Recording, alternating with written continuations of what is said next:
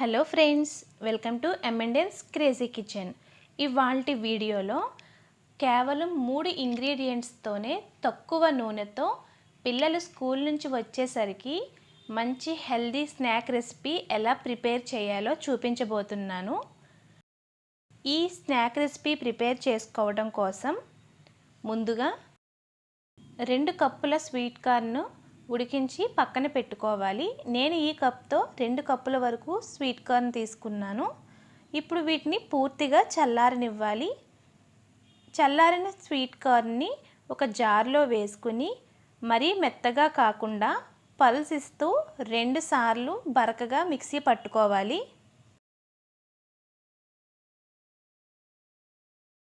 ఈ sweet corn పేస్ట్ని ఒక బౌల్లోకి తీసుకోవాలి.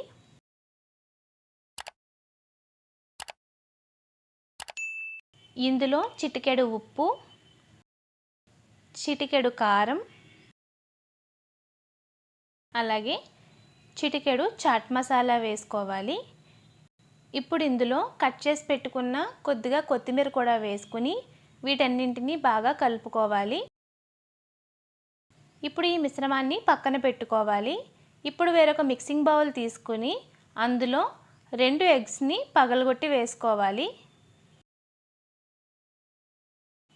ఇప్పుడు ఫోర్క్ తీసుకుని 2 నిమిషాల పాటు ఎగ్స్ని బాగా బీట్ చేసుకోవాలి.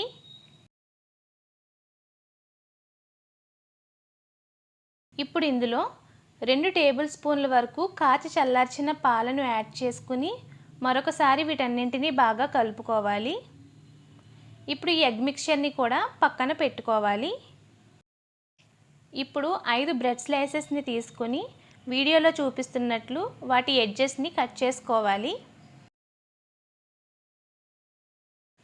కట్ చేసి పెట్టుకున్న బ్రెడ్ స్లైస్ని చపాతీ కర్రతో కాస్త స్లోగా ఒత్తుకోవాలి.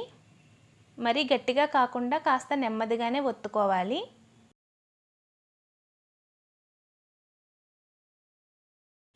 ఇప్పుడు ఈ బ్రెడ్ స్లైస్ పైన ప్రిపేర్ చేసి పెట్టుకున్న కార్న్ మసాలా యాడ్ చేసుకుని వీడియోలో చూపిస్తున్నట్లు బ్రెడ్ 2 అంచులను కూడా కాస్త తడుపుకోవాలి. ఇలా తడి చేసుకున్నాక స్టఫింగ్ మొత్తాన్ని 2 అంచులతో కవర్ చేసేసుకోవాలి. చూసారు కదా, ఈ విధంగా స్టఫింగ్ మొత్తాన్ని బ్రెడ్తో కవర్ చేసి పక్కన పెట్టుకోవాలి. ఇలాగే మిగిలిన వాటిని కూడా ప్రిపేర్ చేసుకోవాలి. స్టవ్ మీద ప్యాన్ పెట్టుకుని అందులో 1/2 టేబుల్ స్పూన్ వరకు ఆయిల్ వేసుకోవాలి. ఆయిల్ కాగేలోపు ప్రిపేర్ చేసుకున్న ఎగ్ మిక్చర్ని ఒకసారి కలుపుకొని మనం రెడీ చేసి పెట్టుకున్న బ్రెడ్ స్లైసెస్ని ఎగ్ మిక్చర్లో బాగా కోట్ చేసుకోవాలి. ఎగ్ మిక్చర్లో డిప్ చేసి పెట్టుకున్న బ్రెడ్ స్లైసెస్ని ఆయిల్లో వేసుకోవాలి. స్టవ్ని లో ఫ్లేమ్లోనే ఉంచి గోల్డెన్ కలర్ వచ్చేంత వరకు ఫ్రై చేసుకోవాలి. చూసారు కదా, ఈ విధంగా గోల్డెన్ కలర్ వచ్చిన తర్వాత వీటిని మరొక వైపు కూడా టర్న్ చేసుకుని 2 వైపులా గోల్డెన్ కలర్ వచ్చేంత వరకు వేగనివ్వాలి. ఇప్పుడు వీటిని ప్లేట్లోకి తీసుకుని సర్వ్ చేసుకోవడమే.